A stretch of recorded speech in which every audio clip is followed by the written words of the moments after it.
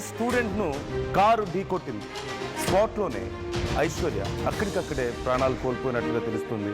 Road దాటుతుండగా అతి వేగంతో ఆ కారు వచ్చి ఆ యువతిని ఢీకొట్టినట్లుగా తెలుస్తుంది. హయత్ నగర్ పరిధిలోని ఆర్టీసీ కాలనీ దగ్గర ఈ ఘటన చోటు చేసుకుంది. ఎంబీబీఎస్ చివరి సంవత్సరం చదువుతోంది ఐశ్వర్య తండ్రికి కూడా తీవ్ర గాయాలైనట్లుగా తెలుస్తోంది.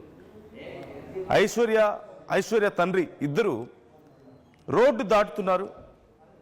హయత్ నగర్ దగ్గరలో ఉన్నటువంటి ఆర్టీసీ కాలనీ దగ్గర ఈ ఘటన జరిగింది. రోడ్డు దాటుతున్న సమయంలో అతి వేగంగా వచ్చిన ఒక కారు వారిద్దరిని ఒక్కసారిగా ఢీకొట్టడంతో ఐశ్వర్య చాలా దూరంగా పడిపోయినట్లుగా తెలుస్తోంది. వాళ్ళ ఫాదర్ కూడా పక్కనే ఉన్నారు, ఆయన కూడా కొంచెం పక్కగా పడిపోయారు. అయితే వెంటనే స్థానికులు స్పందించి హాస్పిటల్కు తరలించే ప్రయత్నం చేశారు. హాస్పిటల్కు తరలిస్తుండగా ఐశ్వర్య దారి మధ్యలోనే ప్రాణాలు కోల్పోయింది. అలాగే ఐశ్వర్య ఫాదర్కి కూడా కొన్ని గాయాలైనట్లుగా తెలుస్తోంది.